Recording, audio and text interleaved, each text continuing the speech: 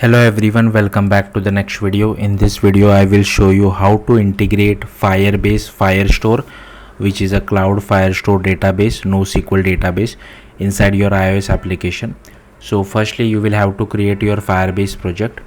Once you do that, you will have to go to project overview and you will have to add your app. So select add app, select iOS, and here you can just enter your bundle identifier. So I will just enter something.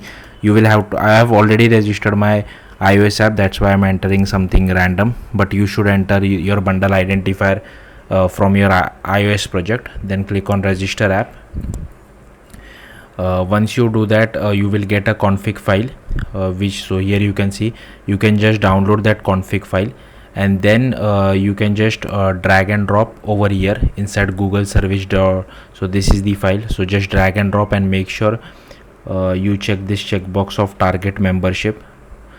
Once you do that, you can just click on next. We have to add Firebase SDK, so I'm using Swift package manager, but if you are using CocoaPods, you can just click on this link and see how to install CocoaPods.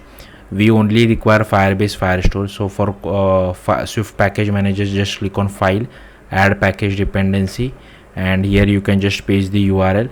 And for Firebase iOS SDK, select Firebase iOS SDK, click add package, and from this you only need to check this Firebase Firestore. So here you can select your target. Now I have already added this, that's why it's not allowing me to add. So here you can just select your project and then click on add package, and once you do that, it should show you all these dependencies.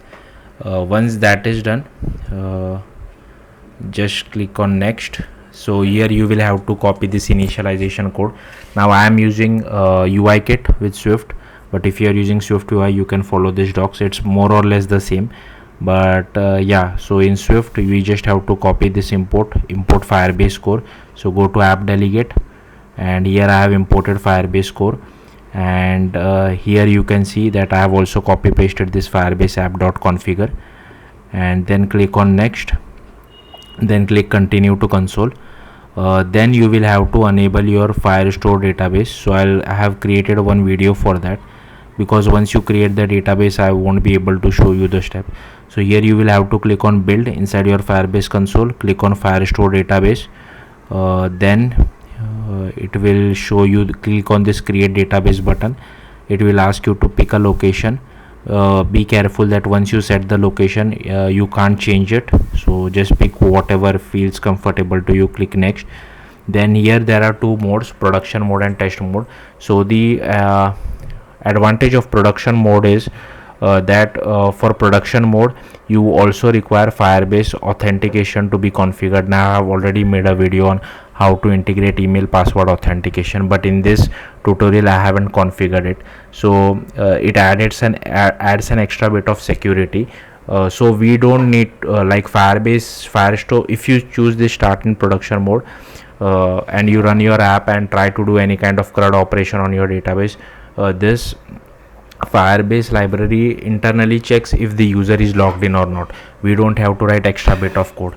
But if you haven't integrated like me, you can just select start in test mode, and here you can see that it gives you a date time till when you can write this CRUD operations to your Firestore database. Of course you can change this date as well.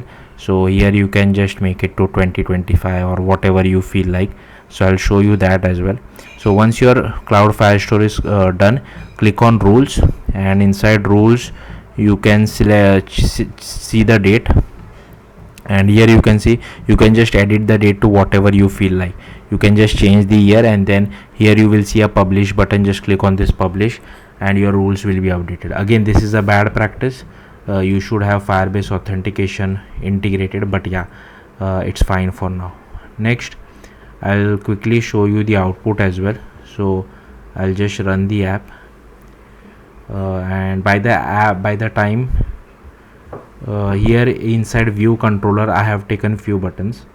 So I have taken so here we are importing Firebase Firestore, then we are creating one variable for db firestore.firestore, Then here I have taken button titles like add first user, add second user, read all users, read a specific user, update user, and delete user.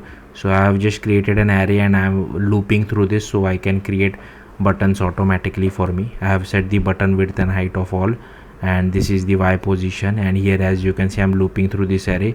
I'm creating each and every button, setting title, setting the frame, and here I'm adding a click listener. So one click listener for all buttons, but inside the click listener I'm checking like which button has been pressed. Then I am adding it to our view, and I have added this Y position so that all the buttons would be one below the other. Now before I show you the button click logic, I'll quickly show you the output. So here I will click on add first user, and I'll just quickly refresh this, and here you can see it has added the first user. Now if you see, it is a NoSQL database. So for this first user I have added this born, first and last key. If I add the second user, here you can see I have also added the middle key as well, but for the first user it does not have a middle key. So you can add extra bit or remove extra keys as well. That is the advantage of NoSQL database. But yeah, don't go too crazy with it, but because it will cause you issues down the line. Okay, next is read all users. So for that I will just add it, like I am just printing it to the console. So if I click on read all users, here you can see I'm able to read all the users which I have. Now for read specific user, I am only reading the Alan user which I had created. So here you can see I am able to read that particular user. Update a user, here you can see now the name has been changed to new Alan. So here you can see, and for delete I am deleting the Ada user which I had added. So here you can see that user was deleted. So let's see how to do this.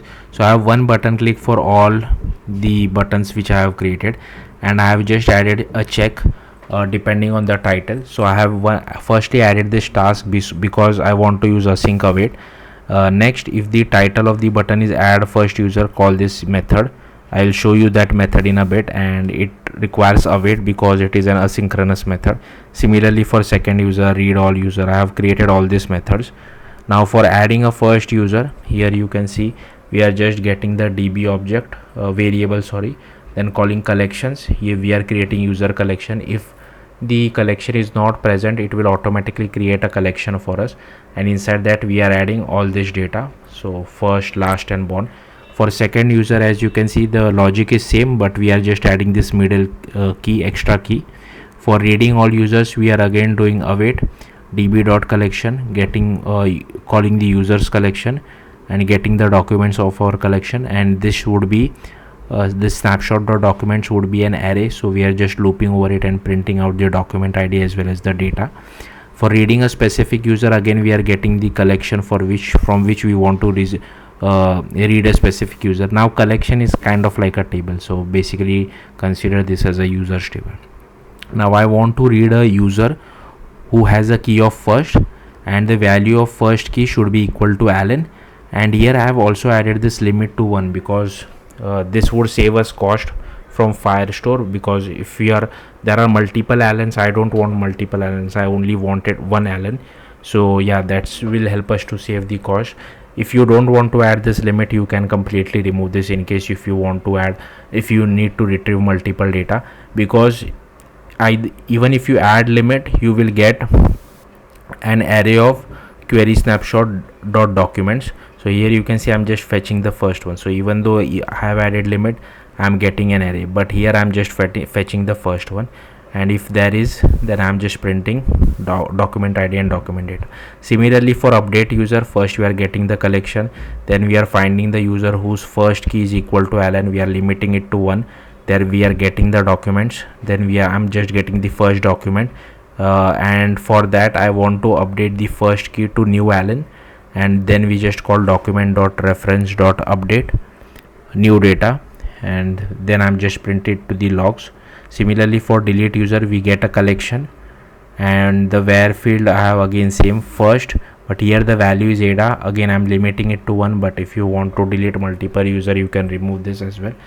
And again we are querying, we are doing query.get documents, and then we get the document, and then we just do document.reference.delete.